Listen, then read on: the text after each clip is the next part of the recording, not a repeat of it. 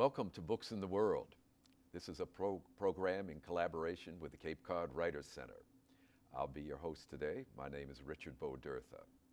We're here with our guest, Joseph Theroux, who's written a new novel called The Devil's Throat.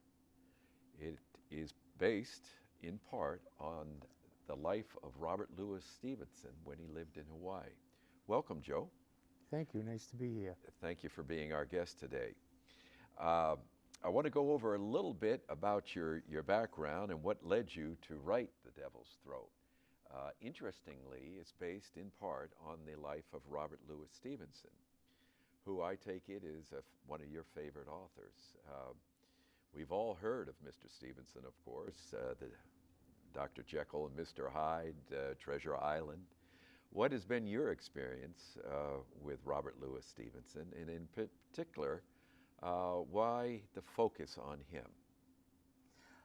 Well, as a boy, my father would read to us Sherlock Holmes, Treasure Island, and I developed a taste for both mysteries and Stevenson.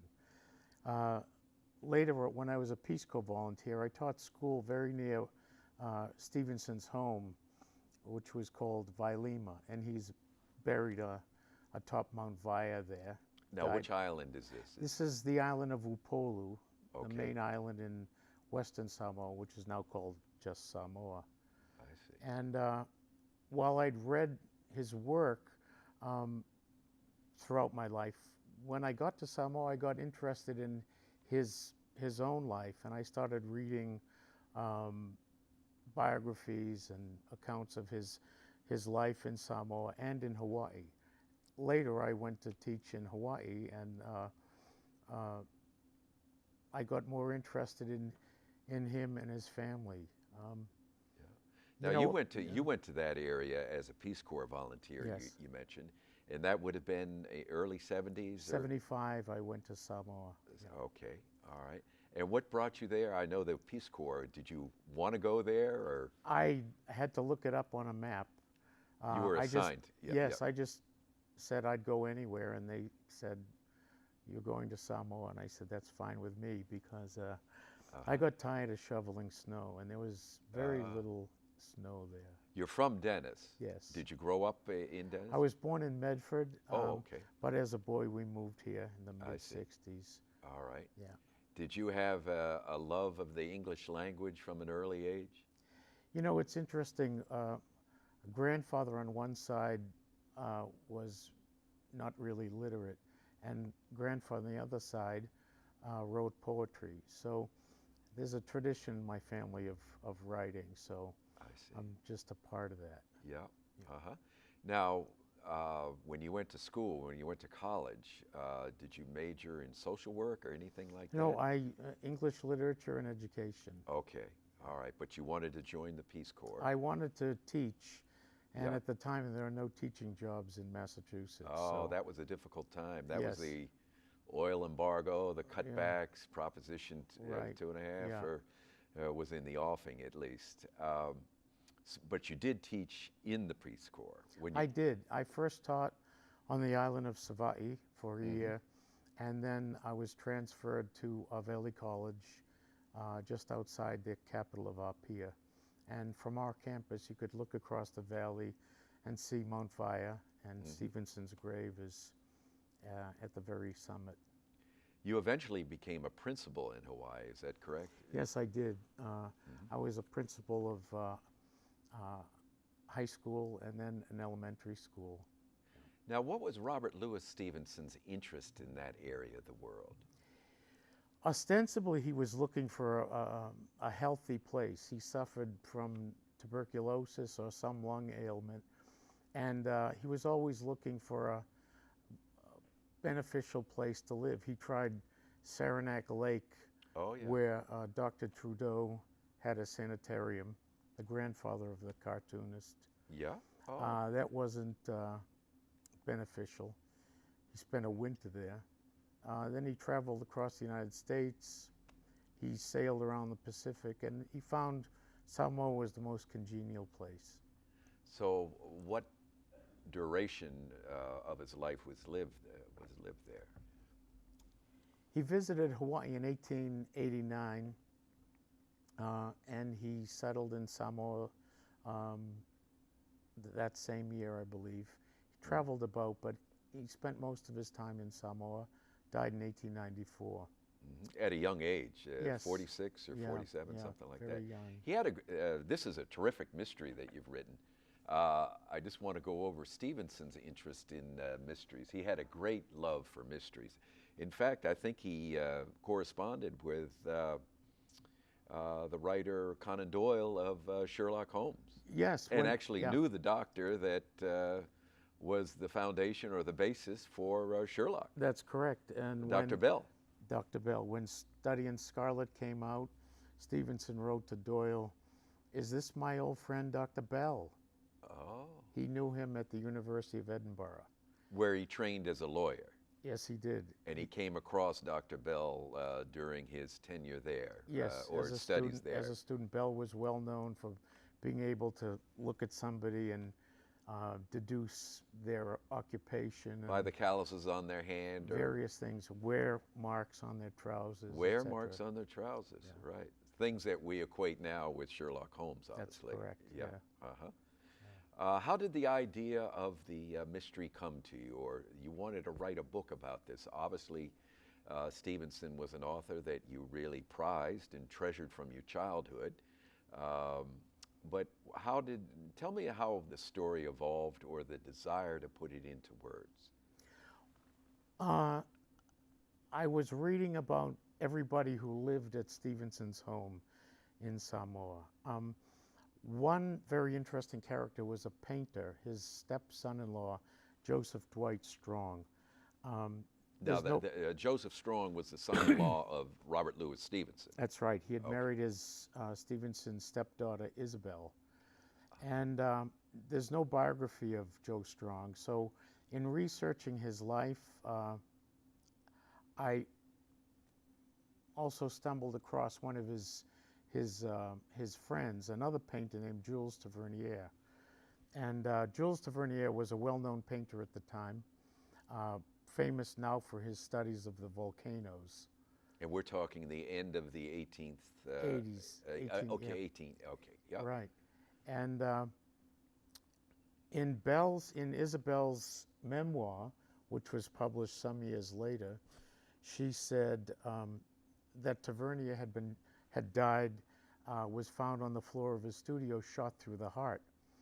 And I researched his obituaries and newspaper accounts of his death, and I found a doctor's opinion that he had decided that there would be no autopsy conducted, since he obviously was an alcoholic, and that was the cause of death.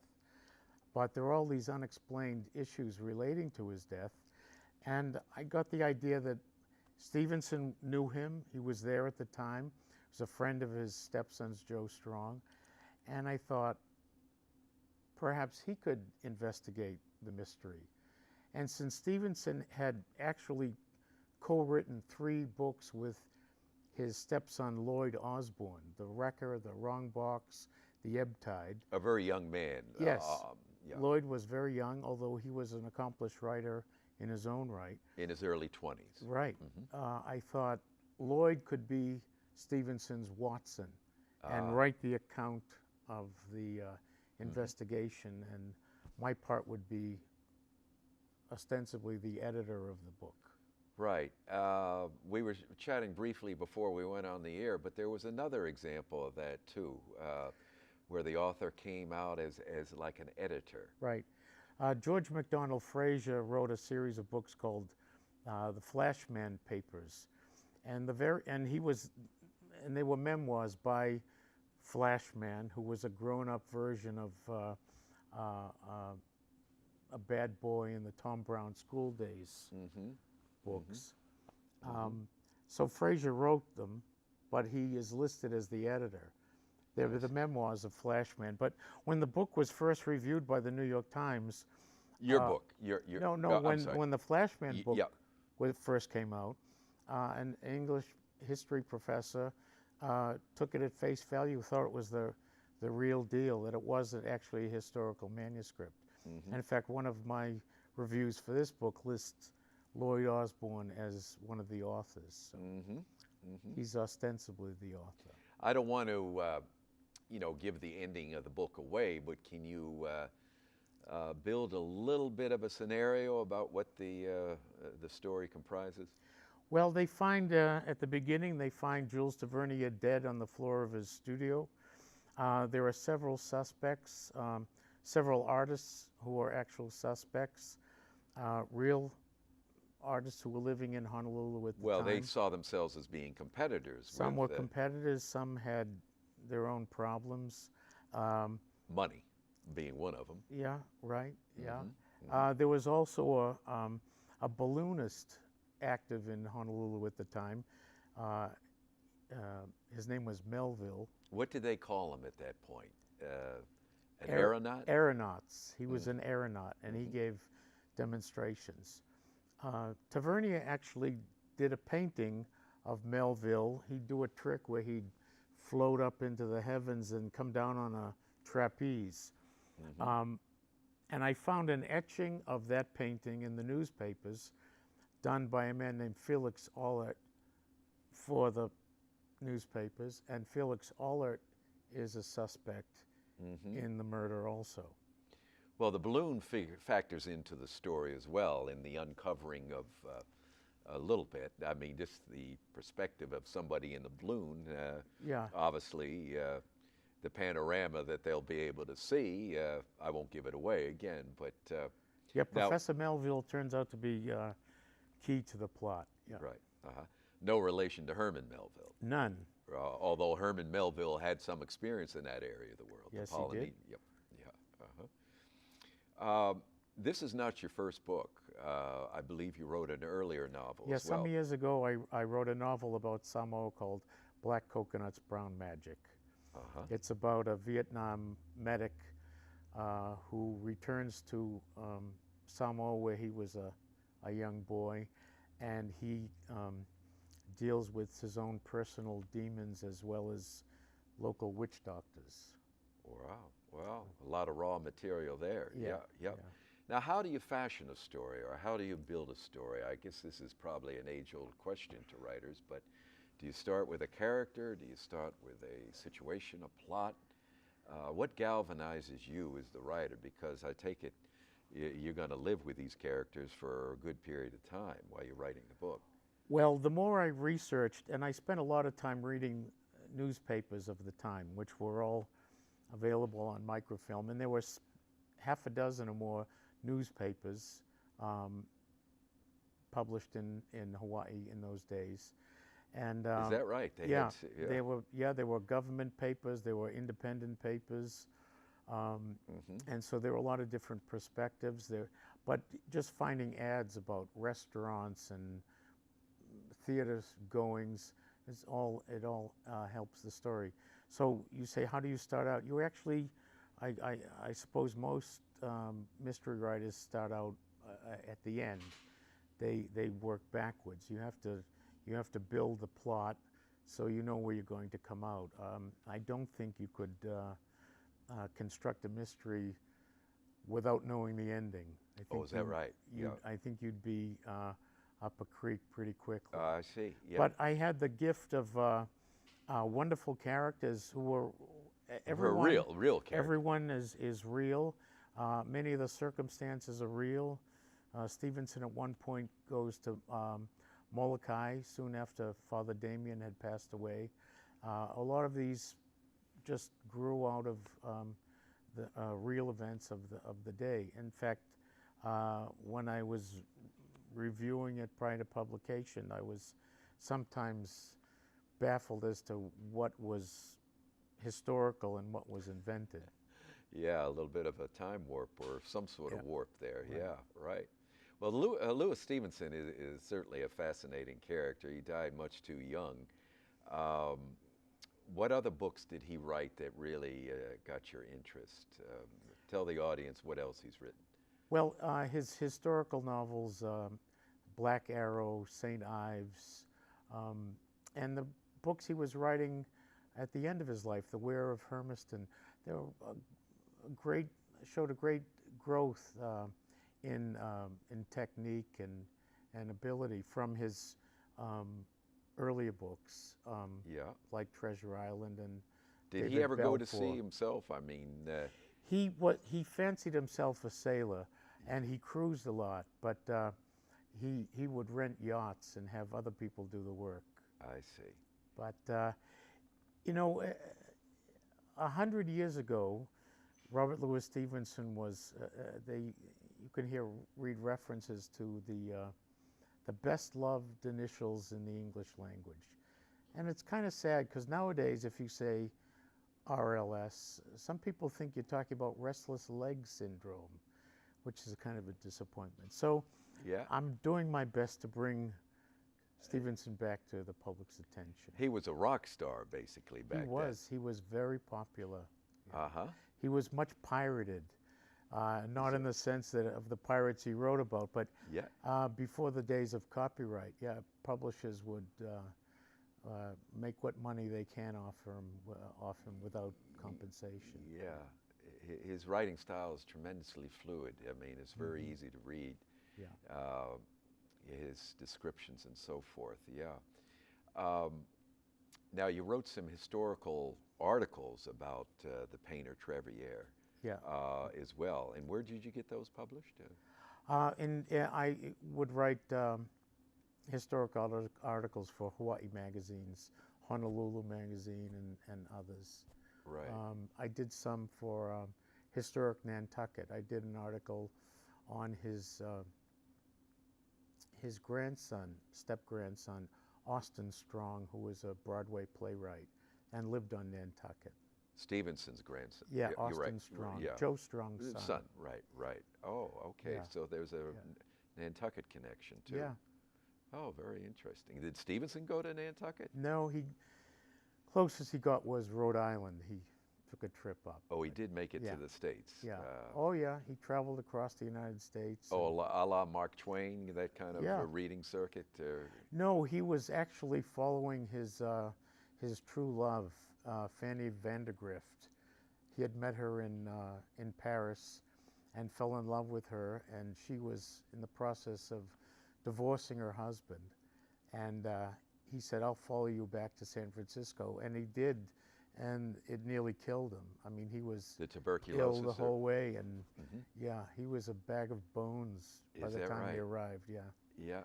yeah. He ended up dying not of TB, tuberculosis, but of a hemorrhage, I believe. He had a cerebral hemorrhage. His last words were, "Do I look strange?" And he Oh, boy. collapsed. Isn't that something? Do I look strange? The strange case of Dr. Jekyll and Mr. Yeah. Hyde, huh? Yeah. Wow. Yeah. Yeah. Gee. Now, when you taught, did you teach literature? Did you? Yeah, yeah. I mhm. taught, in fact, in Samoa, I taught Macbeth to second language students, and Mm-hmm. they had to sit at what's called an external exam from New Zealand, and I had wonderful students, and Oh, they you were did? very bright and did very well. Yeah. Really? That area of the world has a history about it that a lot of us aren't really familiar with. Like Hawaii, at one point, it was a monarchy. And that factors into your book. Can you explain a little bit about the monarchy and the change that eventually took place? When Stevenson and Joe Strong and Tavernier were in Honolulu, they lived there for half a year. King David Kalakaua was the reigning monarch. He was a great man in many ways. He's mostly remembered nowadays for trying to revive Hawaiian culture. In fact, every spring there's a hula festival in Hilo called the Merry Monarch Festival, Yeah. and named in honor of David Kalakaua. He was a very genial guy. He was friends with Stevenson. He visited Stevenson on his yacht upon his arrival. They had a banquet at the palace. Joe Strong, who had arrived in Honolulu earlier, was King Kalakaua's court painter. Oh. In fact, Joe Strong and Tavernier shared a studio in Ali'iolani Hale, which is one of the tallest buildings in Honolulu at the time, right across the street from the palace, and they had a 360-degree view of the town and the wharf. Mm-hmm. And so Joe did a lot of commissioned paintings for the king, some of which are still on display in Honolulu. Well, you bring him into your story as well, the king into your story. Yeah. The monarchy did not end well, I take it. Is that correct? No, King David Kalakaua lost a lot of his power in what was called the Bayonet Constitution. He died in 93. 1893. 1893. Yep. His sister took over. She was deposed soon after and was placed under house arrest, and she died in 1917. Who placed her under house arrest? Boston soldiers of the Navy from the naval warship, Yeah. working with American businessmen who had their own interests in how Hawaii should be run. And even though President Cleveland didn't support the overthrow and tried to assist the Queen, she never again regained power. Wow, wow. So almost like a United Fruit Company or Yeah, conglomeration yeah, yeah. kinda Well, there in were Central America? there were Yep. Mhm. plantations that had American interests, and Yeah. they didn't want to give them up. Yeah. Well, in Hawaii, there was also an opium trade, and that factors into your story, into your mystery as well. Yeah. At Uh, one point, Joe Strong was out fishing off Waikiki, and he got a terrible sunburn, and it got infected, and he was treated with opium, and then he got addicted to it, and he spent time in the insane asylum trying to wean himself off it. At one point, he used a syringe to inject himself. But And he wrote letters about his experiences, so we have a very good understanding of the conditions of not drug treatment, not even mental health treatment. They were just thrown into cells, stone cells, and it was very unpleasant. the withdrawal must have been. Yeah, he said he suffered quite a lot. But that's how he got started on it. Wow. Yeah. The sunburn. Now, there was a fledgling police department there as well, and you do have a young fellow who eventually made it to, I don't think he was the commander, but he made it up to lieutenant. But he factors into your story as well. Was the police department, obviously it wasn't like we know it today, but did they have any success combating the opium trade? Or the opium trade was really, was it licensed or? It was licensed. In fact, there was a scandal involving the sale of licenses, actually the sale by the king. The police force was a fledgling force. They worked long hours, no holidays. They had to buy all their own equipment and were mostly assigned to keeping the peace rather than investigating crimes or. Right. Well, one officer does take some initiative to actually help Stevenson with the case. And he's Osborne, his sidekick. Yeah, that's right. He was a real policeman. Yep. His name was David Naho'oleva, and he was a heroic officer. In fact, there was another painter involved in the story, a real man named Joseph Tilden, who was from Lowell, Mass. His father's buried in Boston. Joe Tilden died in a fire. He was at the time the manager of the Honolulu Hotel. He was living in a cottage and a fire broke out. And David Naho'oleva actually went into the burning building and dragged him out. Unfortunately, he was too badly burned and didn't survive the experience. But Naho'oleva was a genuine heroic policeman in Honolulu at the time. Well, just talking to you, the history of that area that you go over is fascinating, and you really do incorporate it into your story. I mean, it is a page turner. I hope you don't, not in the prerogative sense, but I mean, I couldn't wait to find out what happened. So, Good. And the Stevenson angle too was very intriguing. I never thought of him as a detective, but certainly he had that interest. Yeah, and you know, when Stevenson was living in England, where it's cold and rainy, he suffered a lot from bad lungs. Wow. And one day when he was living in Bournemouth, In where? In England? in Bournemouth, in Bournemouth, England, yes. Bournemouth. He wanted to go out in the garden just to get some fresh air. And his wife, Fanny, who was very protective of his health, forbid him to go outside. And when he was living in the Pacific, he felt the best he had felt his whole life. He was walking, he was riding horseback. He was full of energy and strength, even though you see photographs of him, and he was just rail thin. But the Pacific did bring back his health, and it wasn't his lungs, as you pointed out, that caused his death. It was a cerebral hemorrhage. But Right. physically, he felt very well. So there's a chase scene through Chinatown where he's out of breath, but he's running in the story, and they're trying to avoid a gang member. Right. But it does show, I think, truthfully, the other side of the health story of Robert Louis Stevenson. I see. Yep. Now, your publisher, first off, where can people buy the book? It's available on Amazon. Okay, it's available on Amazon. And Yeah. who is it published by? Kilauea Publications. All right, so that's down in, whereabouts are That's they located? Hawaii, but Yep. you can get it through Amazon. Amazon, okay. What advice would you give for somebody who's starting out, old or young, who's interested in becoming an author or writing a book?